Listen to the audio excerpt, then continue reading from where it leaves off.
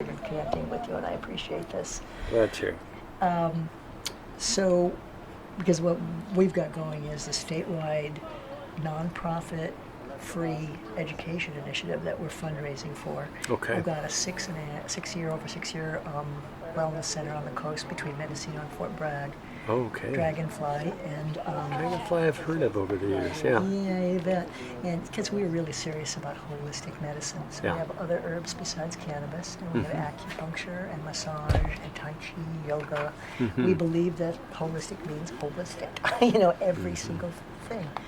And when I do patient counseling or presentations, I do PowerPoint presentations with Q&A that incorporates the videos in them. Good. When I do that, I provide patients with sort of the tools for how to pick your cannabis. It's about strains, it's about dose, it's about ratio, it's about delivery systems, and the pros and cons of all of that.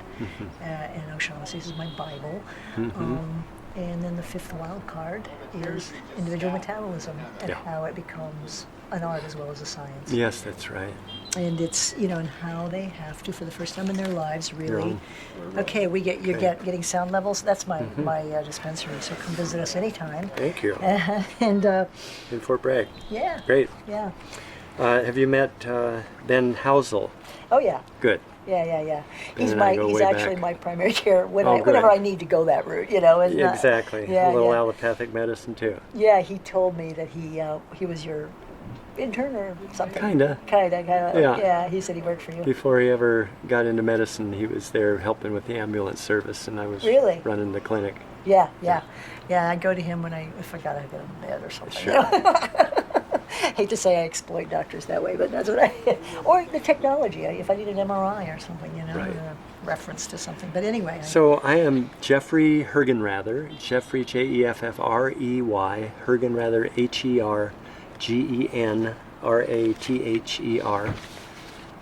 Sometimes use my middle initial Y, but I'm ambivalent about that at the moment.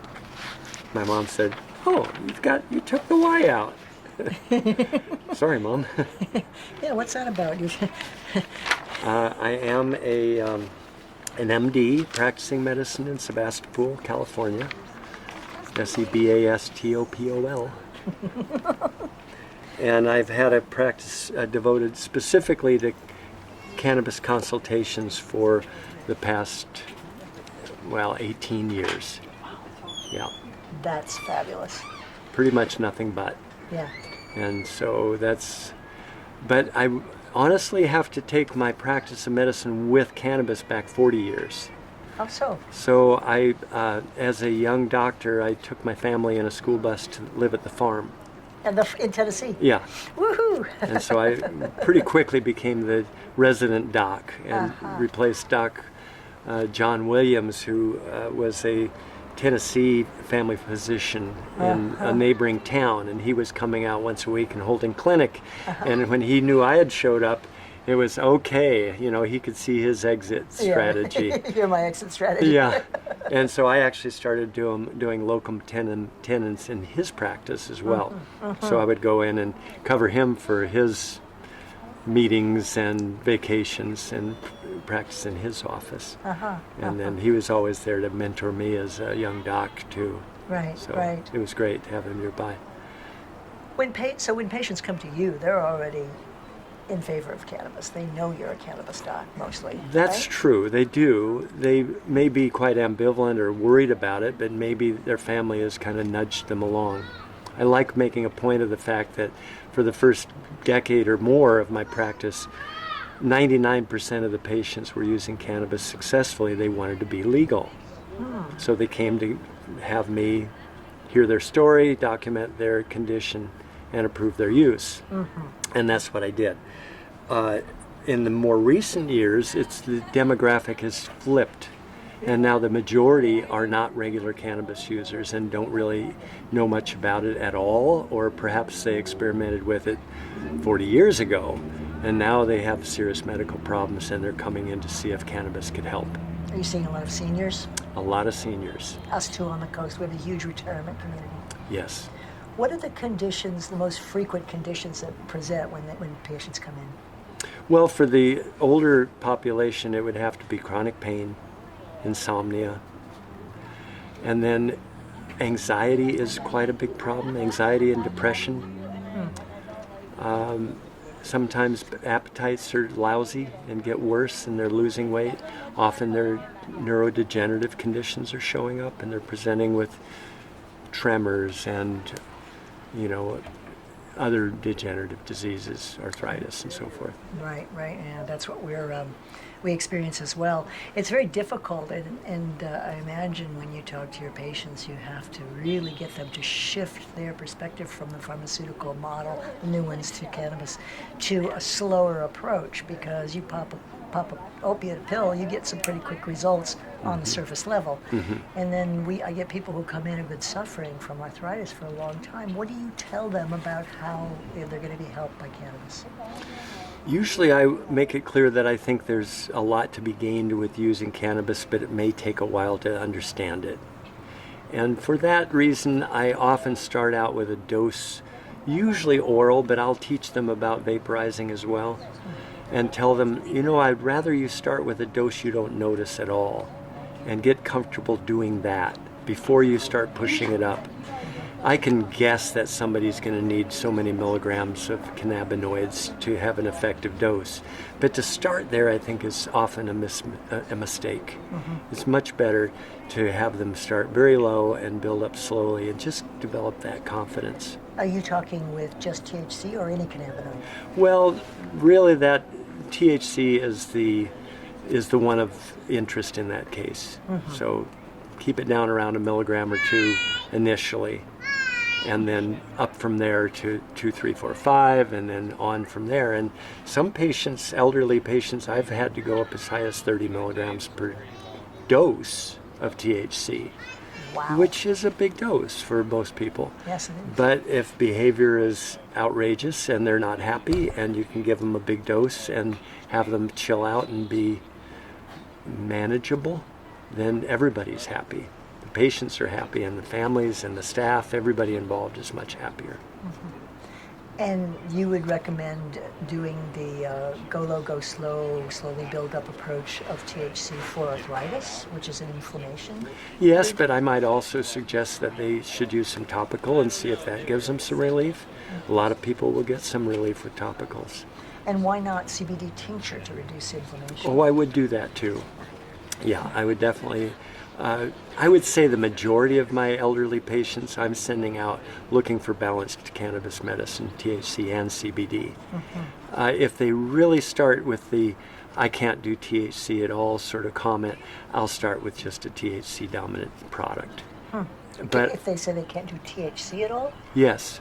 And they may come in saying that because they've had an experience in the past. They got super paranoid. They didn't like it. They don't want to go there.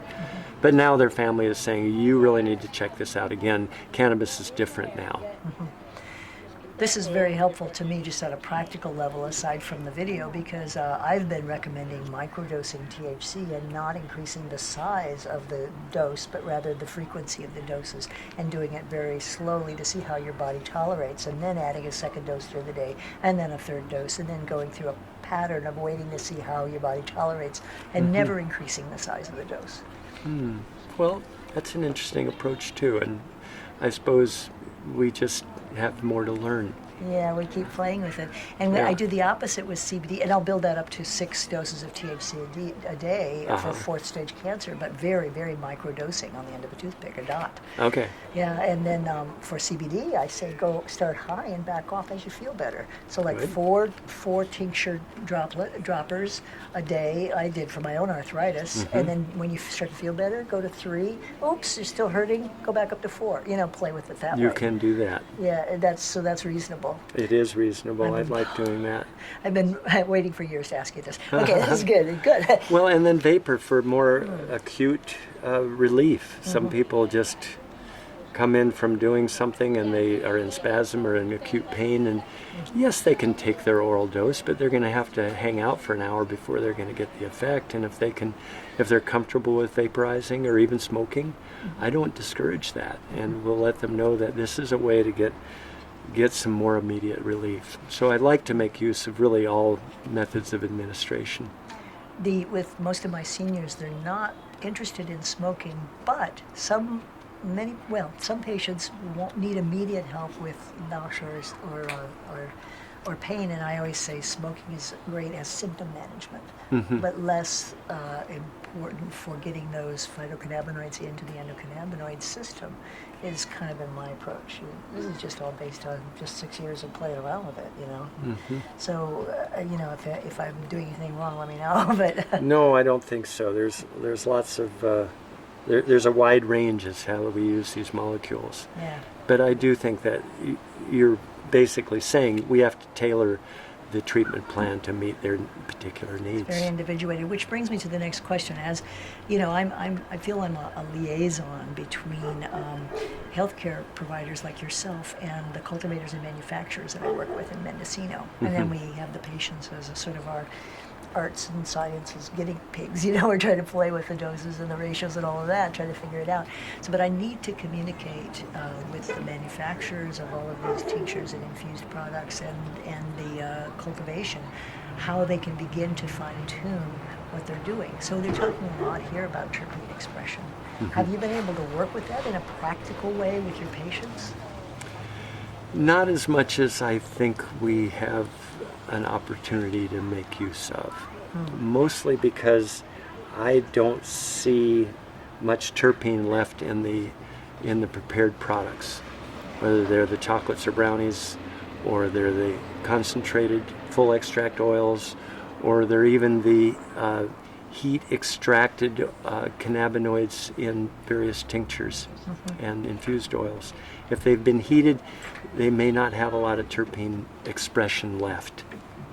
And so as much as I may want them to understand the terpenes play a role, unless they're, in my opinion, the most significant terpene opportunities are in vaporized cannabis or smoked, but vaporized is cleaner and more, you taste them, you smell them, you know that you feel them, and you like them, or you maybe don't care for them. So I think they'll select strains based on just what smells good to them to start with. They'll try it and they'll either like it or they'll try another one, and it doesn't take long before people will kind of focus on a strain that they really feel meets their needs. They like the feeling of it. I'm really looking forward to seeing maybe the next O'Shaughnessy is a more direction in how to help patients with terpenes and help cultivators and manufacturers with this whole terpene expression. Yes, it is an interesting field, and I concur with Dr. Russo that I'm a whole plant guy, and I really am wary of people thinking they can outsmart nature and fortify medicines with exogenous sources of terpenes and redesign the medicine and make it something else. I don't think we really know what we're doing. Well, we're in a rough position right now because obviously it's a very volatile market. We've got a green rush going on in California. I have manufacturers coming in almost every day to my dispensary saying, "Oh, here I've got this great CBD crystalline. Sell this." And it's like,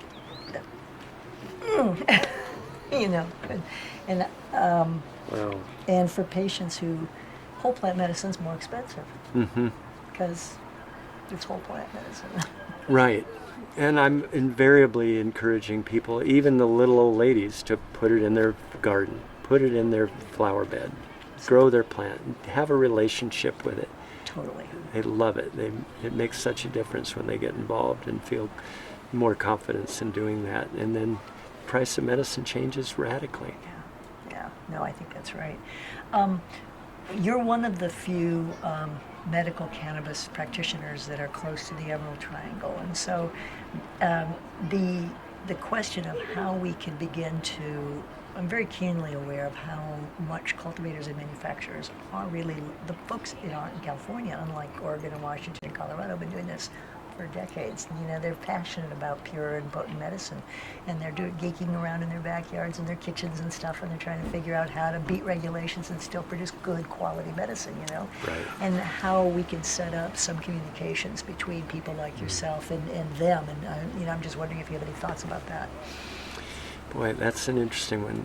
I was explaining in our talk earlier today that the docs have the more restriction than anybody on earth in terms of what we can do in terms of directing people to medicine and aiding and abetting, and it just is a little nerve-wracking to have a very close relationship with producers and with companies and products, although I think this has got to change.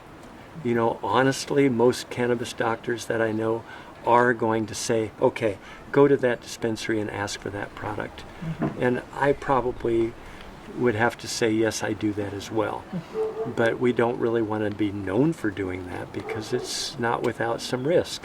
Well, I'm talking about even beyond that. I mean, we're just on the retail level in a dispensary, but in the actual cultivation and Right. the processing and the manufacture of medicines, there's no communication. Right. You know, and if we don't, the people who know the medicine, like you, you know who steps in and is taking over this industry. I mean, we have a ton of schlocky products being flooding the marketplace, Yeah. and then certainly on the dispensary level, I actually have stopped doing.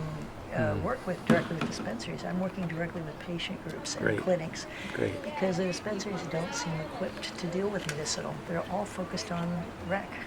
Well, what I would hope would be that if the patient shows up at the dispensary and says, I am looking for a balanced THC CBD full extract oil, that would get things in gear to have their producers hear what's being asked for, and it would be in the marketplace That's the before ideal. long. That's the idea. I mean, that should drive the evolution of this, but it doesn't seem to necessarily work that way. And I think having more direct input is probably valuable. And, you know, Russo and myself and other clinicians are, generally speaking, aiming at about even proportions of THC and CBD for a lot of medicine these days. Really? So it's pretty useful. I mean, personally, I really like using THC in some conditions, and in others, you know, where people are just, I can't do this,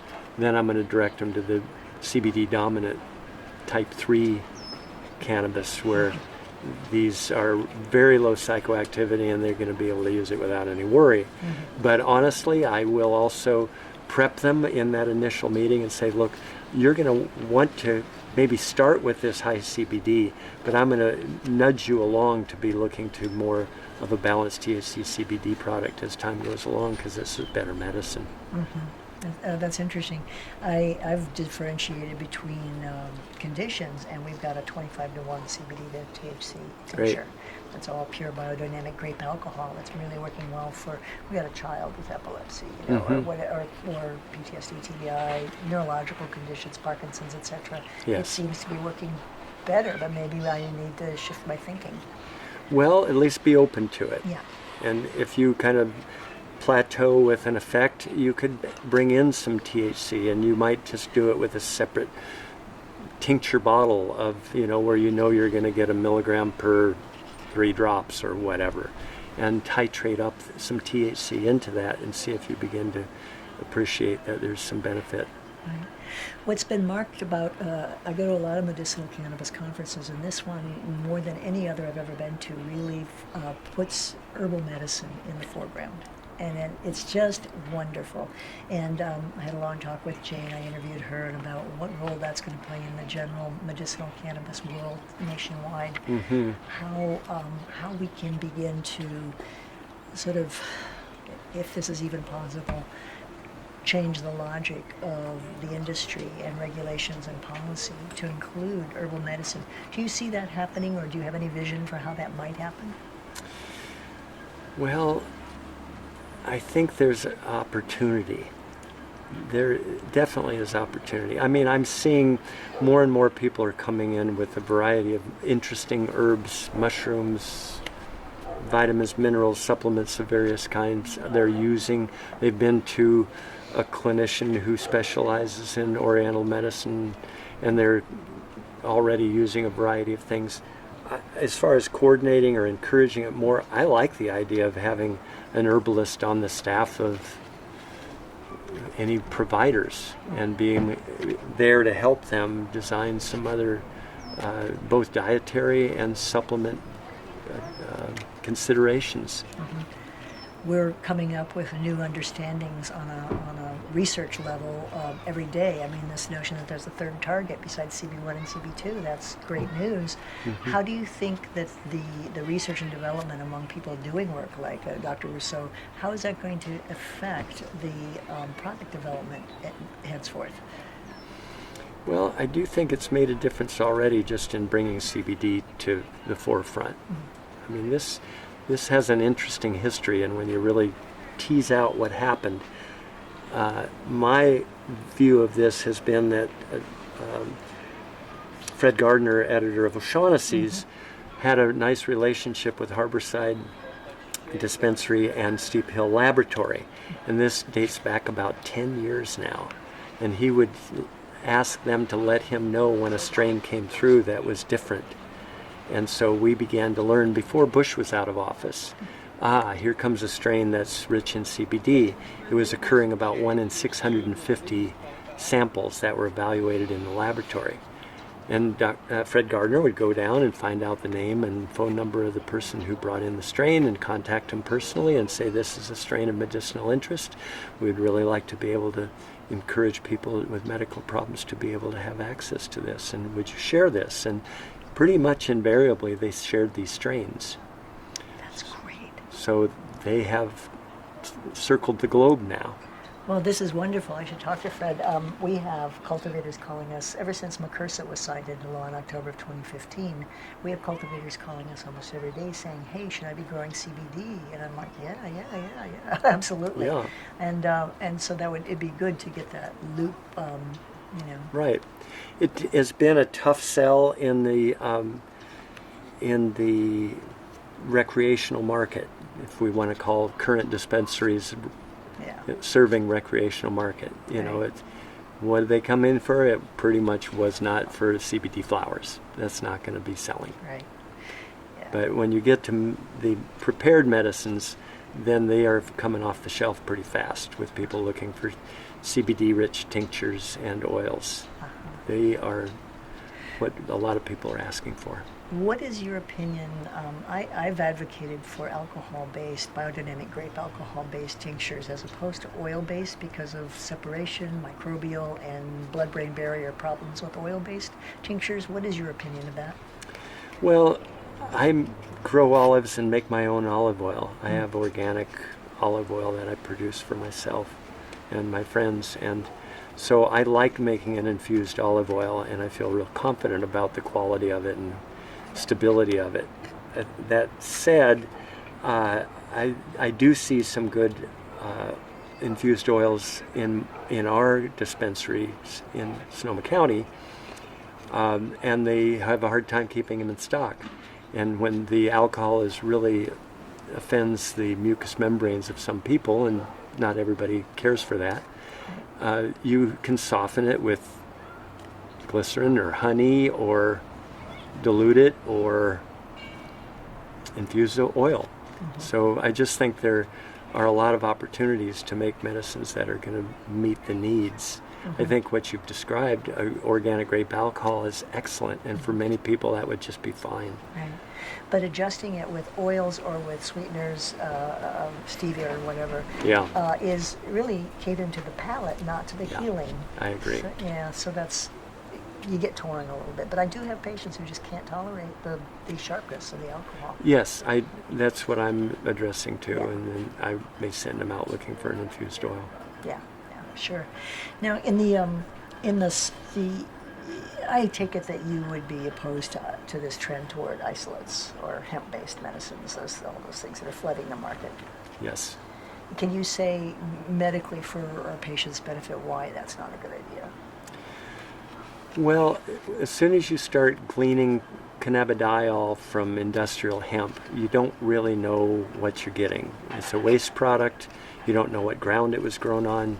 You don't know the extraction methodology. You don't know what residues might be left over. Are there going to be dangerous heavy metals in there? Do you end up with only CBD? And if you end up with only CBD, there is a dose response that's problematic. It is biphasic. And you probably understand that for a while you give a dose and you get a nice anti-inflammatory effect, maybe pain relieving effect, and you keep going up on dose, and that disappears, comes back down again. So that is something that has been recognized in the basic laboratory science and in some animal models as a problem. Now, is it a serious problem? Maybe not, but there's enough unknowns in looking for those readily accessible online CBD products to where I would say stay away, go to the medicinal cannabis products that are grown specifically for CBD. Whole plant. Whole plant. Yeah. And in terms of, there's a new trend out there among cultivators who are touting their strains that they're developing as disease specific. Have you heard about that? I have, and I'm wary. I mean, I don't think, I think it's a marketing ploy, and it's based on some basic piece of information that leads them to that conclusion. I was asked to participate in a company developing that, and I gave them my first short visit, and then I thought, I'm not into this. I would rather label the medicine accurately and let the people tell us what works for them, rather than putting out a product that says this is what you're going to use for pain, this is what you're going to use for sleep or migraine or whatever, and making designer drugs, if you will, and trying to market them in that way. I'd like to come back the other direction and let the people tell us what works for them. Yeah, I agree. Another trend that I'm seeing is now with the new quote-unquote adult use and medical regulations and step toward legality in California, the largest market in the world, really, tendency towards more indoor growing. And, Yes. Coming from medicine now, it's like, so what are your thoughts about that? I'm a sunshine guy, and I've been growing it outdoors since I was in college. So I didn't start growing it before that. Some of my friends were growing it in junior high and high school long before I even knew what it was. But later came to appreciate that I would rather grow it outdoors at risk of losing it to somebody who wanted it more than me, and grow it in that kind of a environment. Now, it's not to say that friends and family don't grow it under lights, and I understand that, but that is a prohibition induced grow pattern. It just ecologically doesn't make sense. It's harder to do. You're much more prone to molds and mites and other insects. And I just think in the long run, we're going to have better medicine growing it outdoors. Granted, you can control it in more of a greenhouse setting, but for myself, I've just enjoyed putting it in the front yard. What do you think is the next goal in terms of reaching full legalization of medical cannabis? The next goal. Well, I think we're at a point where, this is a little flippant of me to say it this way, but I think it's time to buy legislators. The prohibitionists have been buying legislators. We send people off who might show some indication that they would be positive about cannabis change, but by the time they get bought, we can't count on their votes. Now we have an industry that is going to actually have the money. The doctors don't have the money. Many of the providers don't have the money. People like yourself don't have the money. The money is not here. The money is in the dispensaries. Oh, wish it was in my dispensary. It's not. No, not in your dispensary. Well, many of the people who are on that end of the provider chain, if you will, there's where the money is. Now, I don't see the federal government as ever having any reason to change what they're doing. They are so inbred with people that know nothing about this and don't have any care to know about it. I have a doctor friend who recently interned at NIH, and when he was there, he was dumbfounded by how little they knew about cannabis and what a lack of interest they had. They say things like, we don't want to have a cannabis studied for glaucoma because we already have medicines in the pharmacies that work as well or better than cannabis. Wow. So they think they've got it locked down. This is a combination of the revolving door between those industries that are benefiting, mainly the pharmaceutical industry, and those people in these bureaucracies in the United States. And so I don't think we can count on rational thought. We haven't been able to up till this time. Well, and unfortunately, they're controlling the policies and the regulation that's getting enacted. So how do we begin to work our way as an honest medical cannabis industry into that whole system of regulation, patents, IP, trademarks, all of that stuff? Not that we like doing that, and I think we'll lose the thousands of years of herbal tradition orally passed down and all the beauty of how it's been done. But this is the reality we're facing.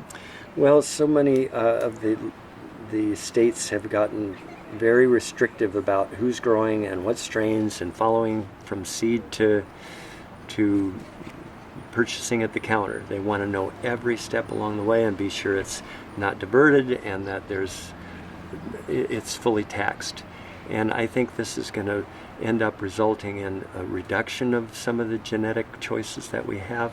I'm a real proponent about people growing their own medicine and sharing strains and cultivars to where we have lots of choices out there and lots of breeding going on.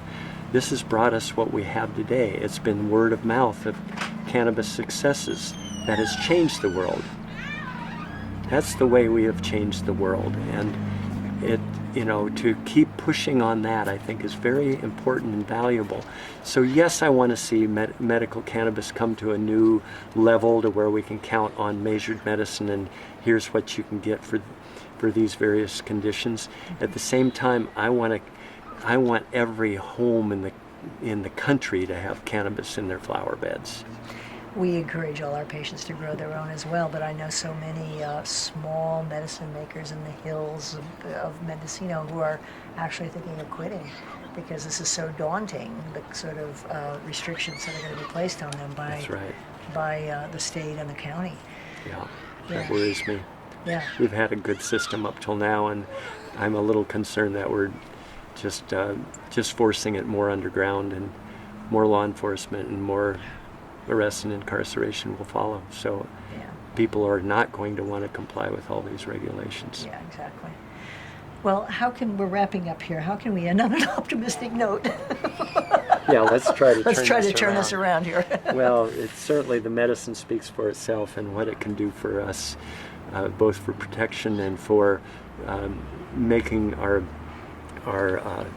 health better and improving our conditions is so important. So that's really the most important thing about this is it really is. Healing and people. And a conference like this with the good people here, it really gives witness to what you just said. So, all right, well, that'll work. Okay.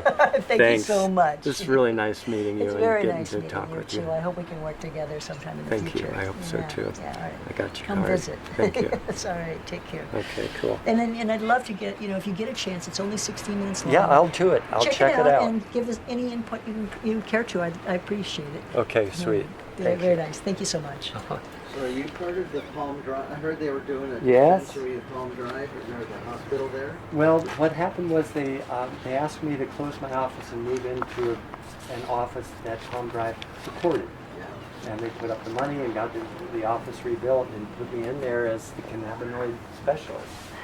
And I went along for 8 months and then got a message on my phone that I have that the doors have been locked to come get your stuff.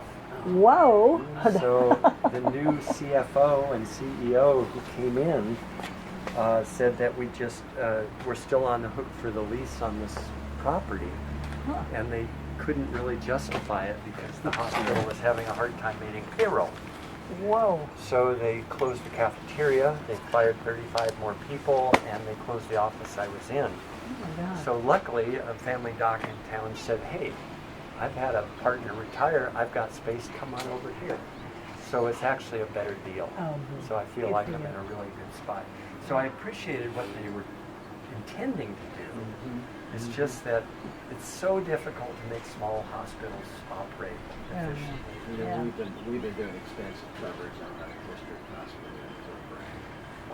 So Just yeah, we barely, you know, quite. Hanging in there barely. barely. Yeah. You know, barely, this could yeah. all change by the feds reimbursing differently. It's Yeah. really a national Tragedy. in a way. tragedy that is really orchestrated from on high, and this tertiary care and procedures and expensive products and